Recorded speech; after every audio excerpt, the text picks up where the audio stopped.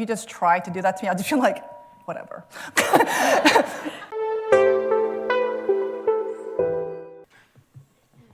Hello, my name is Sun, and I'm from South Korea, and I love to dance, so you're right. I didn't hear that. I said, and I'm from South Korea, and I love to dance as well. Oh,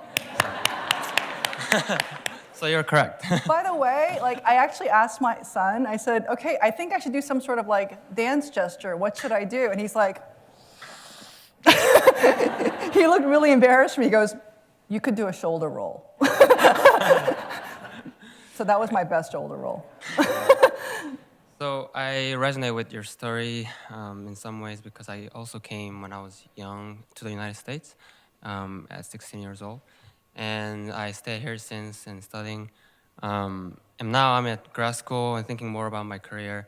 And I do see myself going back to Korea at some point. And Have you done kunde? for a career, but maybe for Gunde as well. Okay. Have Kunde I is gone? military service. Sorry. Did you ask if I have gone? Yeah, have you gone? I haven't. No. How old are you? 22. 22. That's adorable. And so as I'm thinking more about like possibility of me going back, and as a social scientist, thinking about I will study about the Korean policies and Korean society, and you are precise. And I always have this sense of vulnerability in that because I am Korean, but I don't know much about Korean society because I've been in the U.S. And I was wondering if you also share that component of vulnerability in your story because you are precisely doing that. You live in U.S. for the majority of your time, but you're writing about Korea and Korean society.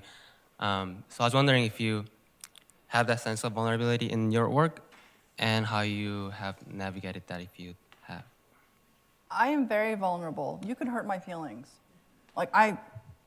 That's one of my problems, is that I'm constantly worried and anxious and insecure. I've actually used the verb several times today of how I'm afraid. That's actually an adjective.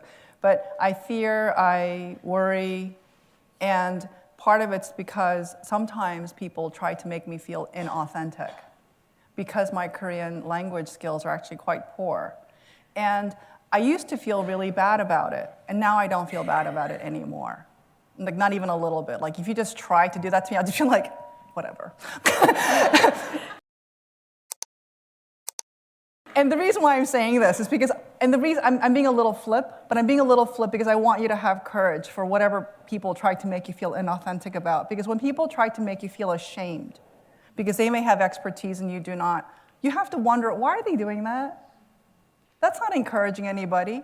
And it's certainly not an educational idea. And pedagogically, it's stupid. So one of the things I want to encourage you to think about is that it's impossible at the age of 22 or even at the age of 50 to be an expert about everything. But I have figured out this. There are people in this room right now who know a shit ton more about Korea than I do. That's awesome. But the thing that I feel like I can do better than most people is that I could feel more and use that feeling more with my craft of fiction. And that's my little field. And I could try to do that as well as I can.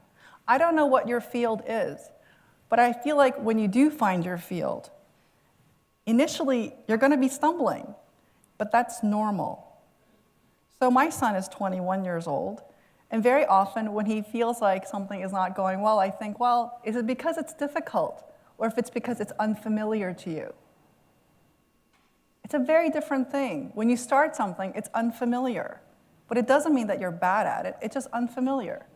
But I really encourage you to find your field, and if people try to make you feel ashamed, I want you to know that it's their shame, not yours.